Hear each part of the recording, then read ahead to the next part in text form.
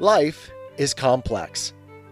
Join us for the simple gifts of wisdom, love, and delight in the written word. The Life and Adventures of Robinson Crusoe by Daniel Dafoe. Chapter 1. Start in Life. Part 1. I was born in the year 1632, in the city of York, of a good family, though not of that country, my father being a foreigner of Bremen, who settled first at Hull. He got a good estate by merchandise, and leaving off his trade, lived afterwards at York, from whence he had married my mother, whose relations were named Robinson, a very good family in that country, and from whom I was called Robinson Kreuznach. But, by the usual corruption of words in England, we are now called, nay, we call ourselves, and write our name, Crusoe, and so my companions always called me. I had 2 elder brothers, one of whom was lieutenant colonel to an English regiment of foot in Flanders, formerly commanded by the famous Colonel Lockhart, and was killed at the battle near Dunkirk against the Spaniards. What became of my second brother I never knew, any more than my father or mother knew what became of me. Being the third son of the family, and not bred to any trade, my head began to be filled very early with rambling thoughts. My father, who was very ancient, had given me a competent share of learning, as far as house education and a country free school generally go, and designed me for the law. But I would be satisfied with nothing but going to sea, and my inclination to this led me so strongly against the will, nay, the commands of my father, and against all entreaties and persuasions of my mother and other friends, that there seemed to be something fatal in that propensity of nature, tending directly to the life of misery which was to befall me. My father, a wise and grave man, gave me serious and excellent counsel against what he foresaw was my design. He called me one morning into his chamber, where he was confined by the gout, and expostulated very warmly with me upon this subject. He asked me what reasons, more than a mere wandering inclination, I had for leaving father's house and my native country, where I might be well introduced, and had a prospect of raising my fortune by application and industry, with a life of ease and pleasure.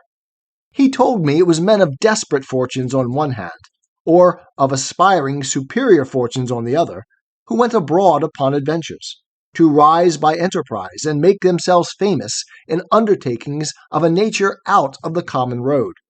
That these things were all either too far above me, or too far below me.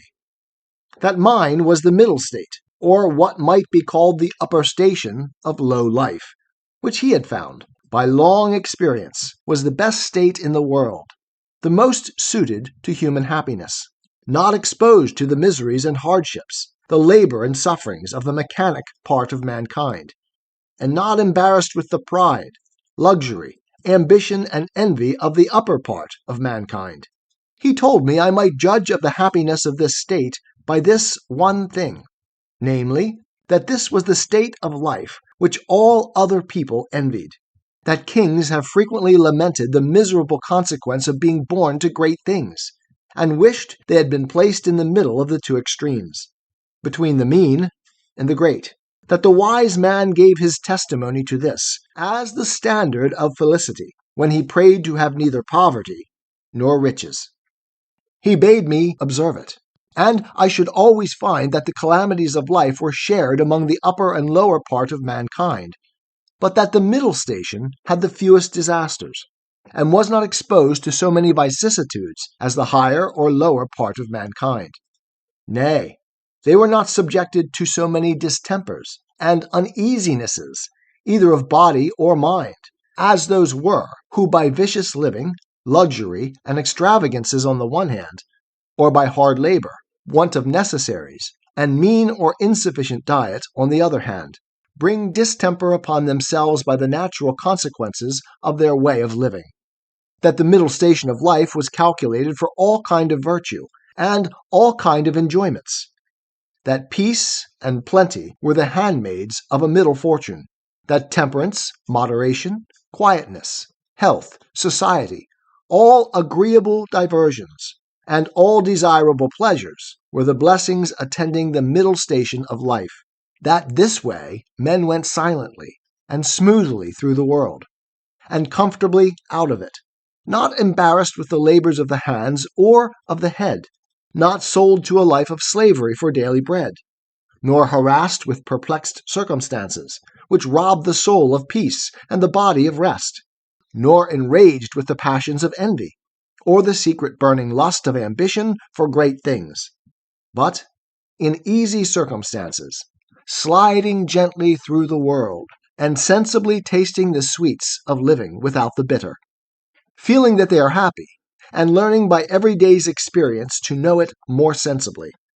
After this he pressed me earnestly, and in the most affectionate manner, not to play the young man, nor to precipitate myself into miseries which nature and the station of life I was born in seemed to have provided against, that I was under no necessity of seeking my bread, that he would do well for me, and endeavor to enter me fairly into the station of life which he had just been recommending to me, and that if I was not very easy and happy in the world, it must be my mere fate or fault that must hinder it, and that he should have nothing to answer for, having thus discharged his duty in warning me against measures which he knew would be to my hurt.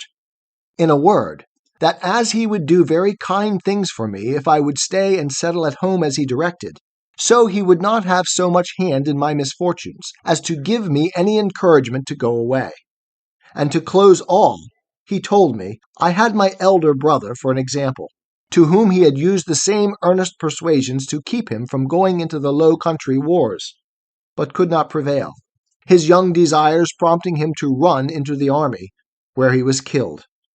And though he said he would not cease to pray for me, yet he would venture to say to me that if I did take this foolish step, God would not bless me, and I should have leisure hereafter to reflect upon having neglected his counsel when there might be none to assist in my recovery. I observed in this last part of his discourse, which was truly prophetic, though I suppose my father did not know it to be so himself. I say, I observed the tears run down his face very plentifully, especially when he spoke of my brother who was killed, and that when he spoke of my having leisure to repent, and none to assist me, he was so moved that he broke off the discourse, and told me his heart was so full he could say no more to me. I was sincerely affected with this discourse, and, indeed, who could be otherwise? And I resolved not to think of going abroad any more, but to settle at home according to my father's desire.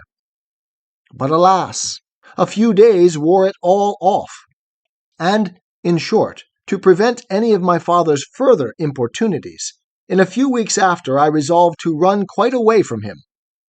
However, I did not act quite so hastily as the first heat of my resolution prompted, but I took my mother at a time when I thought her a little more pleasant than ordinary, and told her that my thoughts were so entirely bent upon seeing the world that I should never settle to anything with resolution enough to go through with it, and my father had better give me his consent than force me to go without it, that I was now 18 years old, which was too late to go apprentice to a trade or clerk to an attorney, that I was sure, if I did, I should never serve out my time, but I should certainly run away from my master before my time was out and go to sea.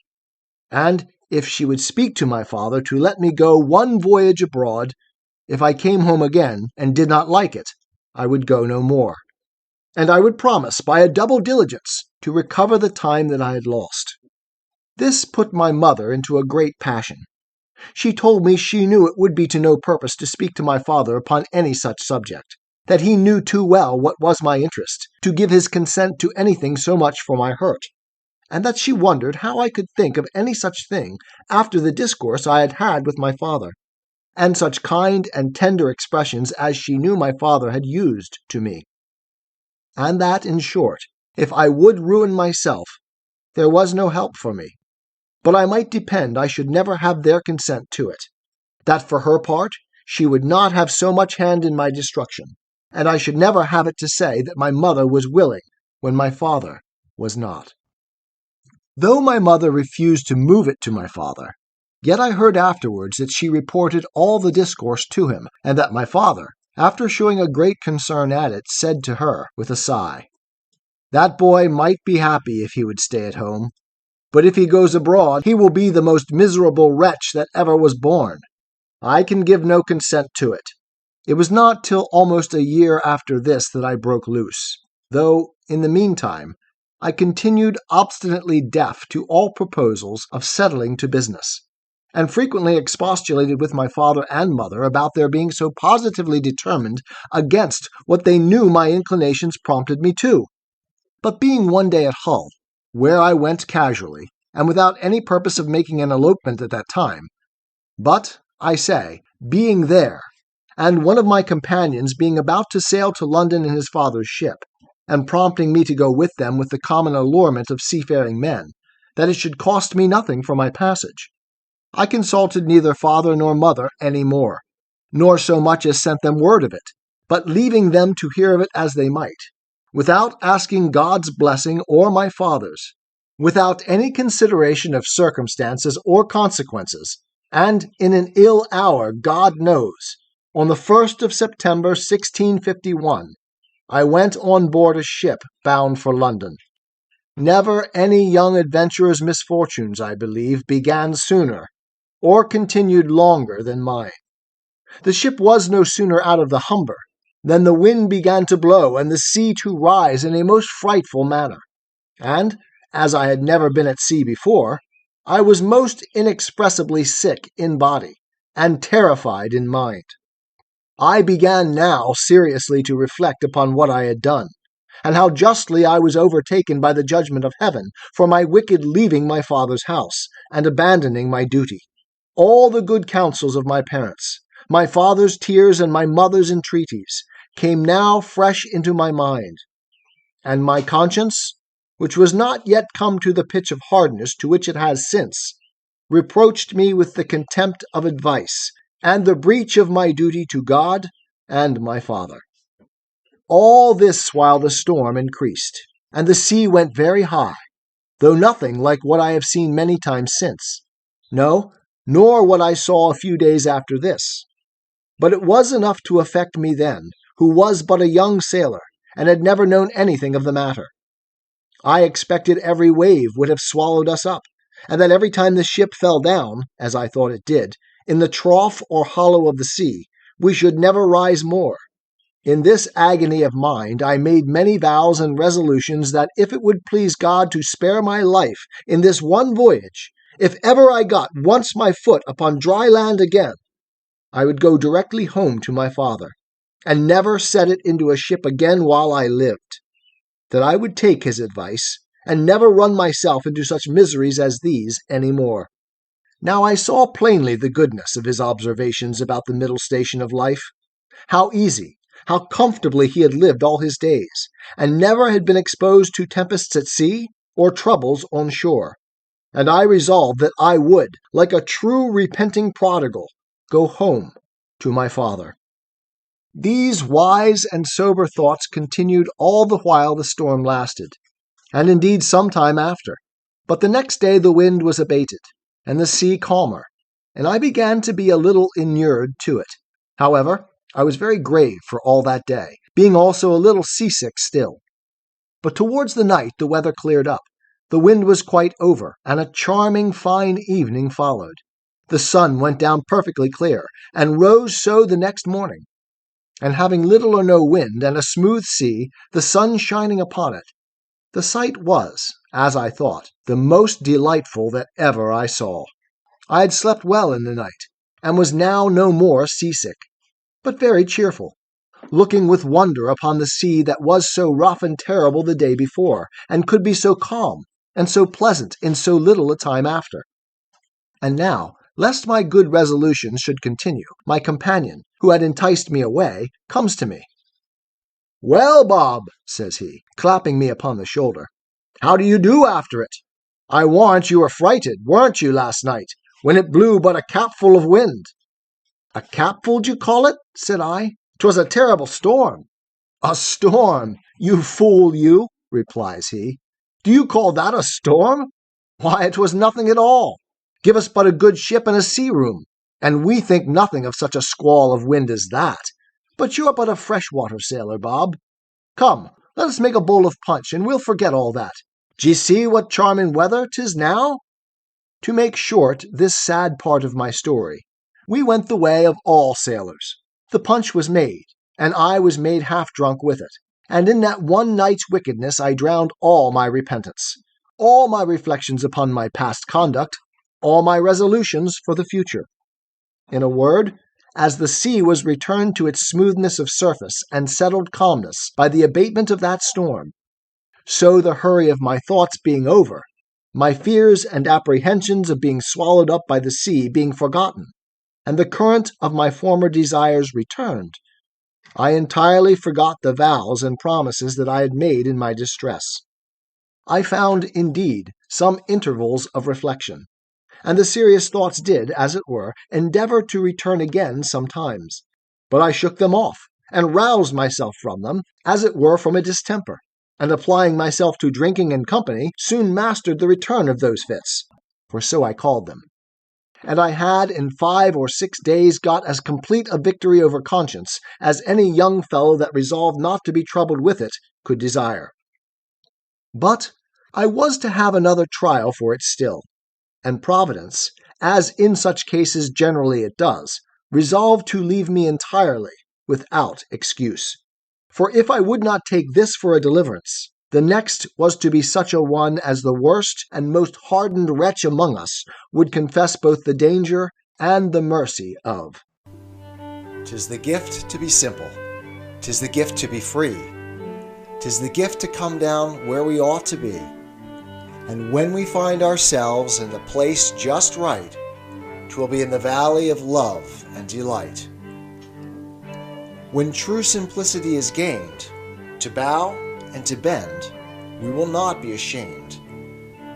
To turn will be our delight, till by turning, we come round right.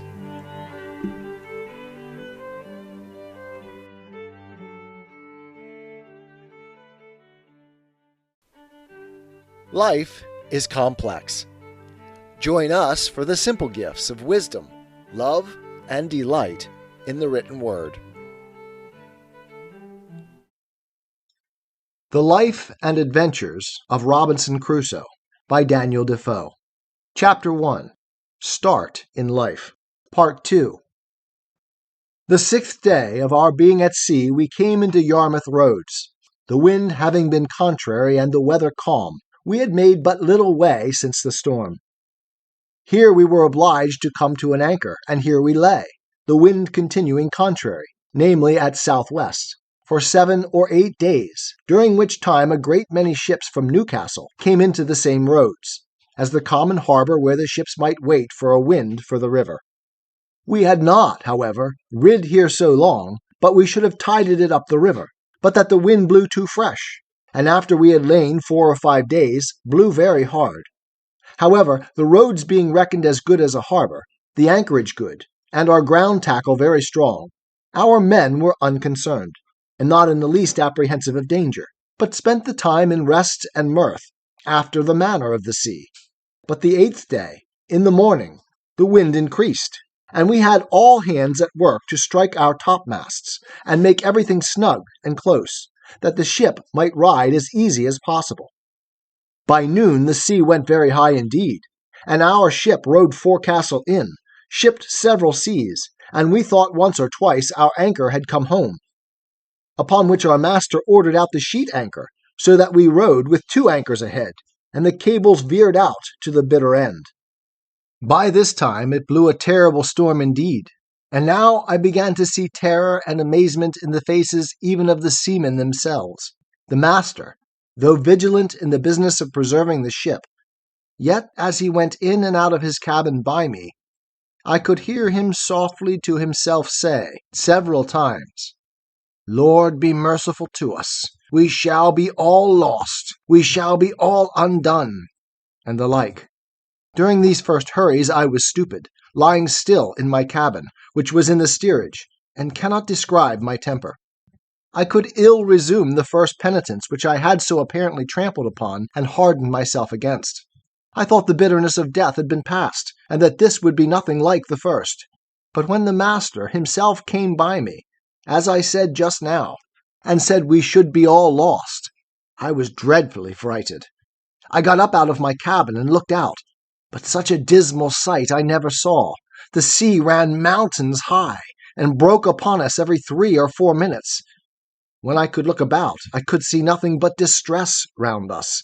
2 ships that rode near us, we found, had cut their masts by the board, being deep laden, and our men cried out that a ship which rode about a mile ahead of us was foundered. 2 more ships, being driven from their anchors, were run out of the roads to sea, at all adventures, and that with not a mast standing. The light ships fared the best, as not so much laboring in the sea. But 2 or 3 of them drove and came close by us, running away with only their spritsail out before the wind. Towards evening the mate and boatswain begged the master of our ship to let them cut away the foremast, which he was very unwilling to do. But the boatswain protesting to him that if he did not the ship would founder, he consented. And when they had cut away the foremast, the mainmast stood so loose, and shook the ship so much, they were obliged to cut that away also, and make a clear deck. Any one may judge what a condition I must be in at all this, who was but a young sailor, and who had been in such a fright before at but a little. But if I can express at this distance the thoughts I had about me at that time, I was in tenfold more horror of mind upon account of my former convictions, and the having returned from them to the resolutions I had wickedly taken at first, than I was at death itself. And these, added to the terror of the storm, put me into such a condition that I can by no words describe it. But the worst was not come yet. The storm continued with such fury that the seamen themselves acknowledged they had never seen a worse. We had a good ship, but she was deep laden and wallowed in the sea, so that the seamen every now and then cried out she would founder. It was my advantage in one respect, that I did not know what they meant by founder till I inquired. However, the storm was so violent that I saw, what is not often seen, the master, the boatswain, and some others more sensible than the rest, at their prayers, and expecting every moment when the ship would go down to the bottom.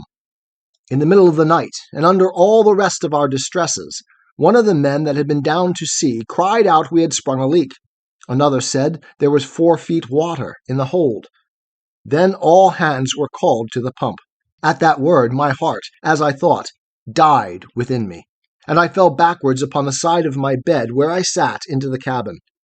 However, the men roused me, and told me that I, that was able to do nothing before, was as well able to pump as another.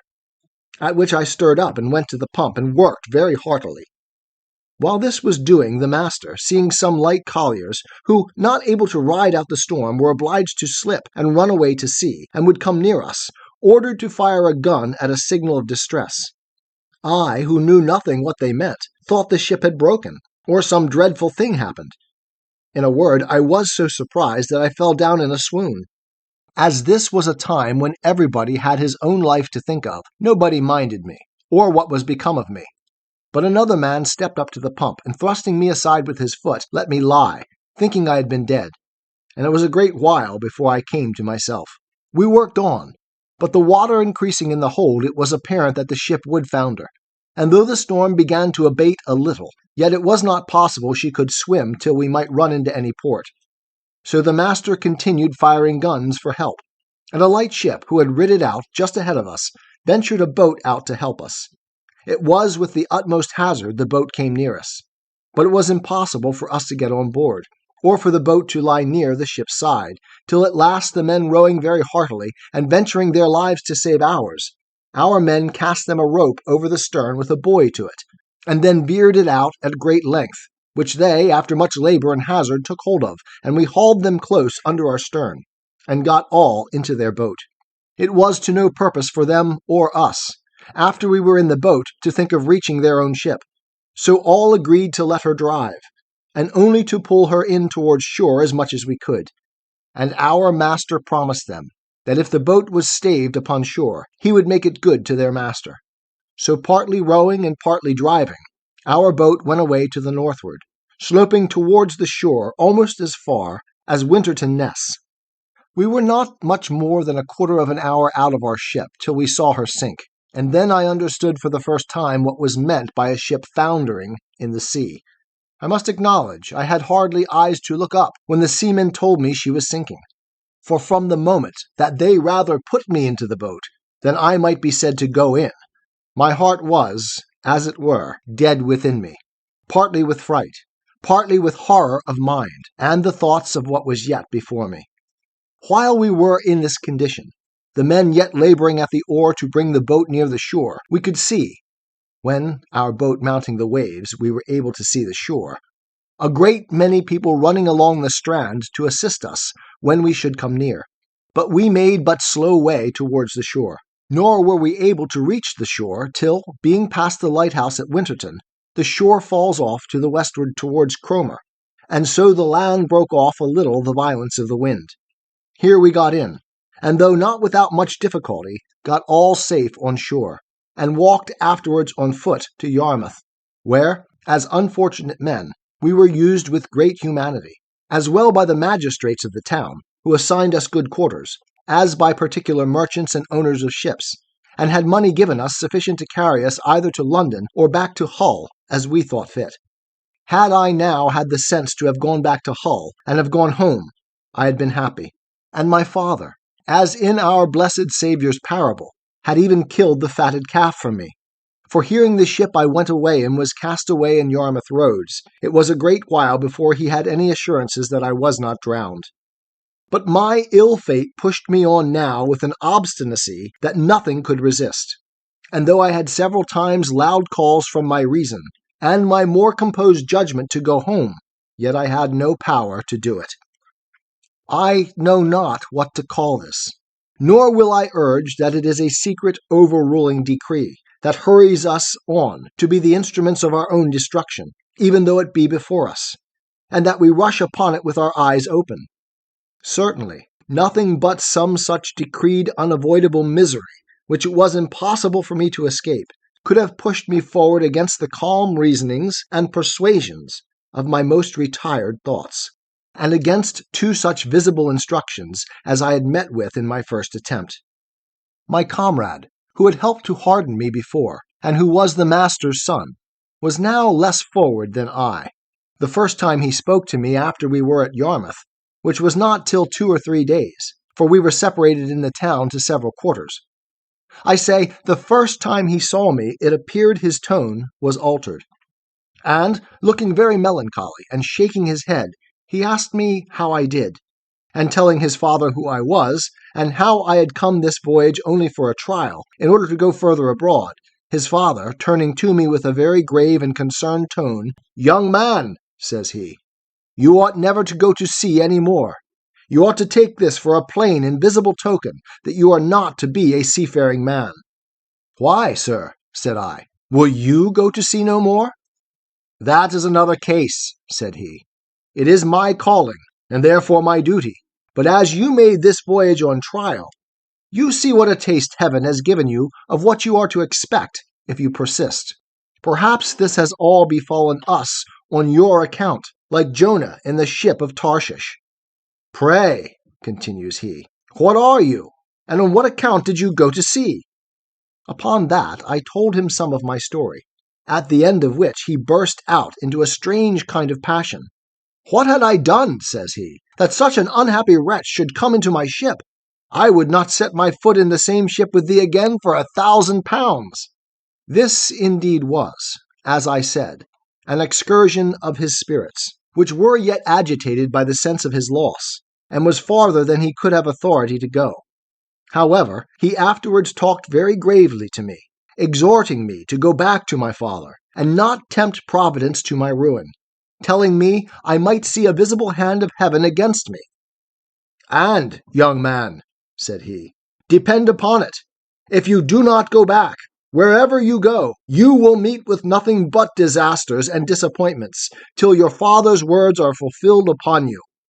We parted soon after, for I made him little answer, and I saw him no more. Which way he went, I knew not. As for me, having some money in my pocket, I travelled to London by land. and there, as well as on the road, had many struggles with myself, what course of life I should take, and whether I should go home or to sea. As to going home, shame opposed the best motions that offered to my thoughts, and it immediately occurred to me how I should be laughed at among the neighbors, and should be ashamed to see, not my father and mother only, but even everybody else, from whence I have since often observed how incongruous and irrational the common temper of mankind is, especially of youth, to that reason which ought to guide them in such cases, namely, that they are not ashamed to sin, and yet are ashamed to repent, not ashamed of the action for which they ought justly to be esteemed fools, but are ashamed of the returning, which only can make them be esteemed wise men. In this state of life, however, I remained some time, uncertain what measures to take, and what course of life to lead. An irresistible reluctance continued to going home, and as I stayed away a while, the remembrance of the distress I had been in wore off, and as that abated, the little motion I had in my desires to return wore off with it, till at last I quite laid aside the thoughts of it, and looked out for a voyage. 'Tis the gift to be simple. 'Tis the gift to be free. 'Tis the gift to come down where we ought to be. And when we find ourselves in the place just right, 'twill be in the valley of love and delight. When true simplicity is gained, to bow and to bend, we will not be ashamed. To turn will be our delight, till by turning, we come round right.